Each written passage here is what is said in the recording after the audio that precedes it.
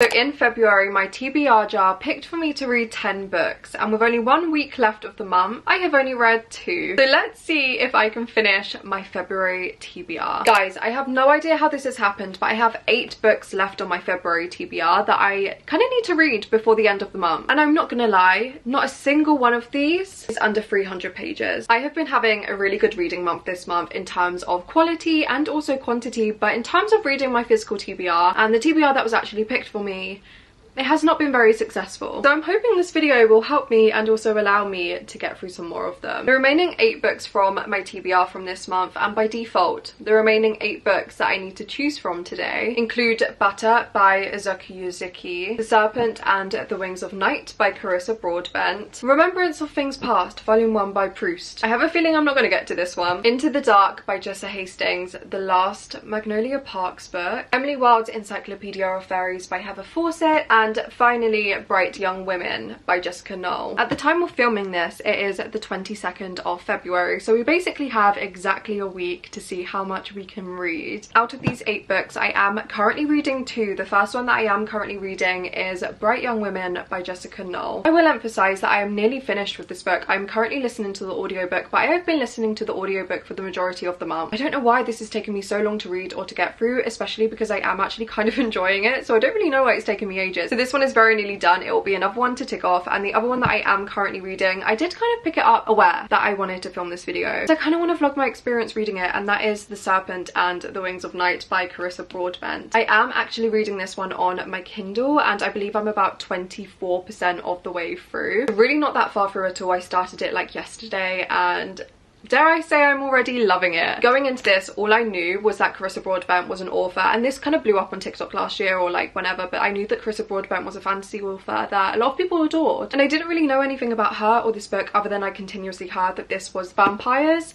and the Hunger Games. I am eating this up. The restraint to not binge read this has been so real. I feel like I'm gonna absolutely fly through it, which is really good because I do really want to get through as many of these books as I can. In this book, we are basically following Araya, who is the adopted human daughter of the Nightborn King. The Nightborn King is a vampire in this world. There are essentially, I believe, 3 houses. There's House of Shadow, House of Night, and another one that I can never really remember. But it is basically like a land of vampires. Vampires kind of rule. So she is the adopted human daughter. Nobody really knows why Nightborn Vampire King adopted a human daughter. In this world, every year the goddess of death holds a Kajari, which is basically a tournament that you can enter, and there is only one winner, one survivor. There are trials, vampires, humans, anybody can enter, and if you win, you are basically granted like your survival and gifts and like winnings. Raya has entered the tournament. It's kind of been her entire life's mission, especially with the Nightborn King. They kind of planned for her to go into the tournament and to win it, which is so interesting and so intriguing because straight off the bat we are thrown into the action, but we know that she's human, so the chances and the odds are really stacked against her for winning this thing, but she's in it, and that is what I kind of know about this so far. We are just at the tournament currently. Like I said, I love that we are thrown immediately into the action. I feel like we are both simultaneously trying to catch up in terms of who the characters are and like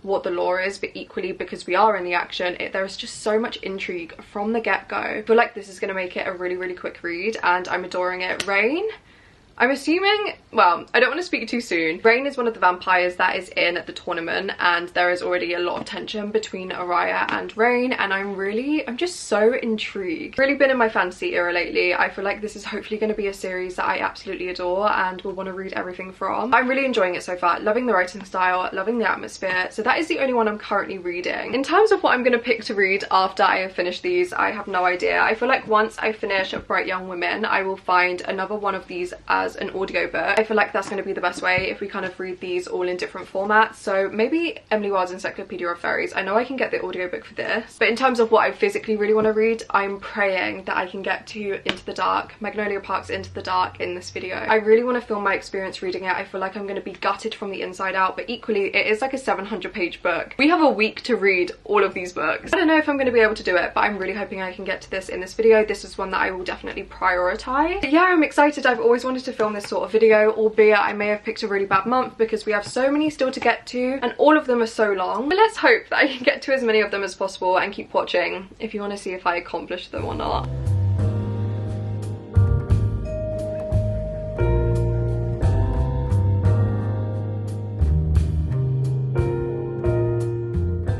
guys, I'm about to head out and get coffee with my friends, hence why I'm hunched like this. I'm just trying to put my shoes on. I'm kind of rushing. I'm running a little bit late. I just filmed my March TBR video and I have a feeling that next month there will be another video like this because, oh my god, the range. I'm kind of terrified for that TBR, I'm not gonna lie. But equally very excited, but I do feel like there is definitely going to be can I finish my March TBR next month, and I haven't even started it yet. I wanted to update you real quick because I have just finished Bright Young Women by Jessica Knoll, and I really loved it. Initially going into it, I knew just based on how much hype it was getting last year that so many people adored it, and I knew that it was based on this real true crime story, this real American serial killer, but I didn't really know who it was, and like I didn't really want to know. I didn't actually find out who the serial killer was until somebody mentioned it in their reading vlog, and you do kind of find out at the end of the book. At the end of the book they talk about real adaptations and like movies that have come from the serial killer, and by that it's quite easy to figure out who it is. I love so much that it took me so long to find out who the serial killer was because it just isn't a story about him. I feel like with so many books like this and true crime novels and adaptations, it is always about the serial killer. It is always about the person who has done the wrong and never about the women and never about the survivors, and I love so much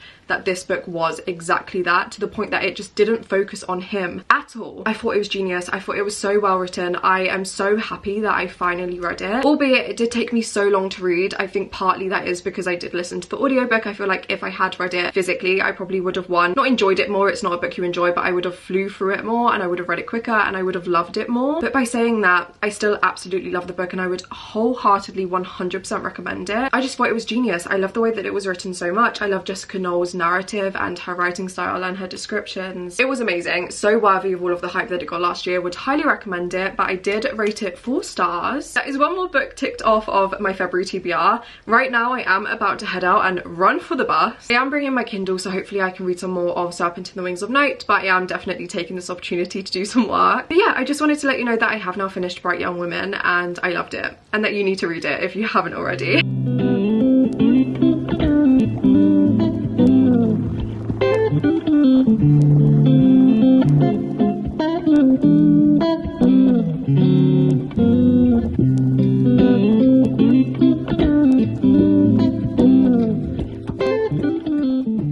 My god, I have been reading. I have so many updates from the past couple of days. Please ignore the state of my bed behind me. It is laundry day, but I needed to update you guys now before I carry on reading. You would have seen that I did finish The Serpent and the Wings of Night by Carissa Broadbent the other night, and oh my god, this book in general, but the ending of this book actually had my jaw on the floor. Now I kind of gave an update at the beginning of this vlog in terms of a synopsis, but oh my god, the relationships and the way that they all develop in terms of friendships and like romance. I literally was giggling, kicking my feet the entire time. I was reading this on my Kindle at work and I was literally there giggling in the staff room on my break. I was having the time of my life. This book gave me the time of my life, and I tell you what, I'm not gonna lie, did I feel like I wanted to just scrap this video and scrap every other thing I needed to read for any other video? Yeah, just so I could continue the series? Yeah, obviously I haven't decided to do that, but my god, I will definitely be continuing with the series so soon because I already cannot stop thinking about it. As I said at the beginning, this is essentially like vampires meets the Hunger Games. There are trials and a tournament in this, and the way that the trial kind of came to an end, the tournament came to an end, it honestly, it just really did leave my jaw on the floor. I knew something like this was going to happen. If you've read this book in terms of the ending, like, you know what I'm going on about. I knew that it would have to end in a certain way, and it still surprised me. Like, I literally cannot stop thinking about this book. The lore I absolutely love. I love how there is like this war going on in between the two sort of like vampire species and just things like that. Like, I absolutely genuinely adored it. One of my favorite fantasy books of all time. I ended up rating this 4.5 stars. I'm so happy I finally read it, and I'm so excited to carry on with the series. If you've read the series, please let me know if it gets better. Like, I literally cannot wait. Once I finish this, I did then start another physical book, and that one is Butter by Izuku Yuzuki. Guys, going into this, I had the most high expectations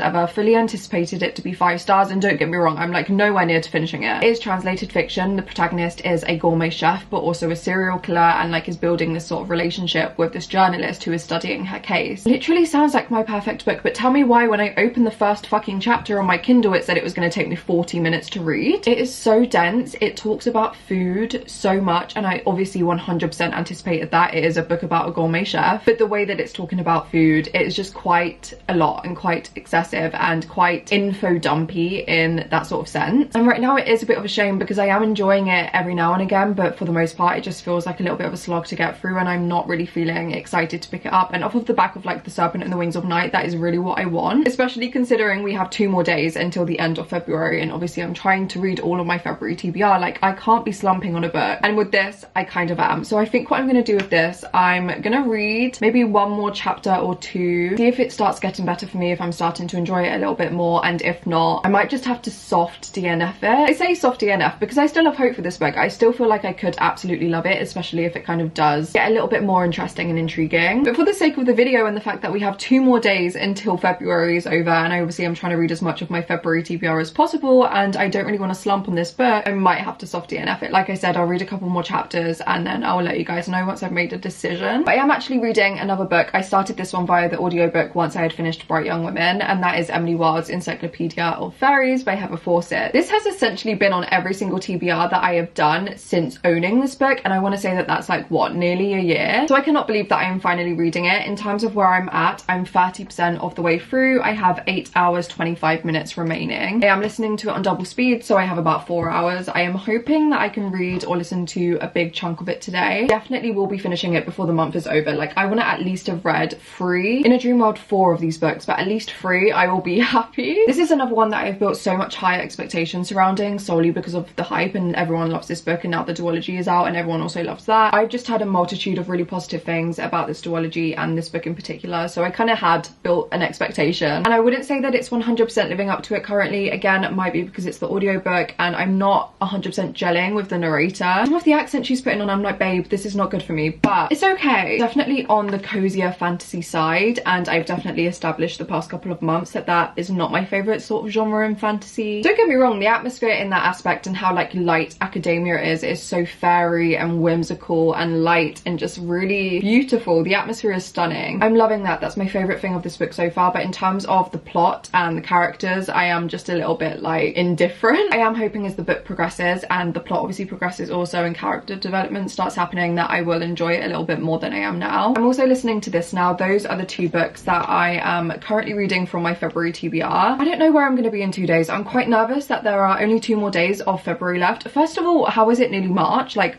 genuinely don't understand that. But also in terms of this TBR, I just have no idea how it's going to go. I have no idea how it's going to end. I'm nervous, but I'm just going to keep on reading.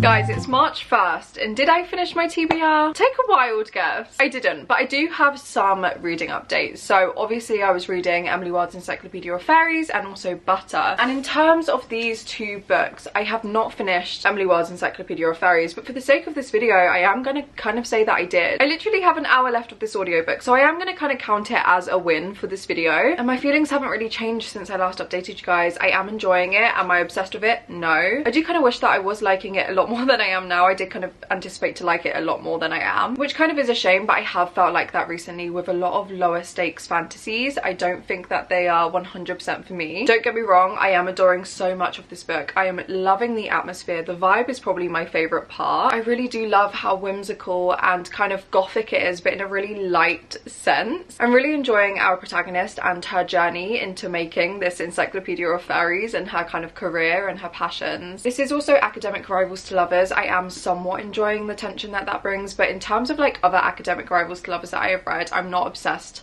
how I am with a lot of other ones, which is absolutely fine. I'm just not enjoying it as much as I had hoped I would. Right now I'm probably sitting on like a 3.5 stars, but who knows, the ending might make it a 4. Obviously I'm not going to finish this in this video, annoyingly. If you do want to hear my final thoughts, my whole rounded thoughts, my Goodreads is always linked down below. I always post reviews and I always post my ratings in real time for all of the books that I'm reading, and obviously I'll review this in a wrap up. Annoyingly probably will not be in my February wrap up, it will be in my March wrap up, so you might have to wait a little bit for that, but my thoughts will be there eventually. And then obviously I was reading Butter by Izuku Yuzuki on my Kindle, and I have since decided to DNF it. I got about 27% of the way through and I just couldn't really do it anymore. I think it's going to be probably a soft DNF currently. I would love to hope that I do go back to this book at some point and finish it. I feel like it is one that if I kind of stuck it out, I would enjoy it a lot more as the story actually progresses. I might decide to pick up the audiobook in future. there. But for now I'm DNFing it. Like, I know that my girl is a gourmet chef, but fuck me, she loves talking about food. The way that it is speaking about food and the chapters are kind of written is just so dense. Right now that's really not what I want to read. Like I said, I do reckon I would probably like it a little bit more if I did stick it out, but this year I just want to stop reading books that I know I'm not enjoying. There are just so many other books that I want to get to that I don't want to waste my time on ones that I know I'm not going to love. So I did decide to DNF it. I'm so sorry. But with that comes the end of the video. To round up everything that I read, I am going to say that I did finish Emily Wilde's Encyclopedia of Fairies, and I also finished Bright Young Women by Jessica Knoll, as well as The Serpent and the Wings of Night by Carissa Broadbent. Oh my god, that book. So this was somewhat successful. I'm definitely planning on doing this next month if I don't end up reading my entire March TBR. If you have watched my March TBR video, you will know that there's range this month. If not, I'll link it above. Let's just say I will not be surprised if this video happens again in March. But as always, if you have read any of the books that I also read in this video or were on my February TBR that I unfortunately didn't actually get round to, please let me know what you thought about them, whether you like them or you dislike them. I'm incredibly nosy. I would love to know. If you did also enjoy this video and you are not yet subscribed, it would mean the world if you did consider doing so. We have so much fun over here and I would absolutely love to have you here. And yeah, guys, thank you so much again for watching and for spending some time with me, and I will see you again very, very soon with another video.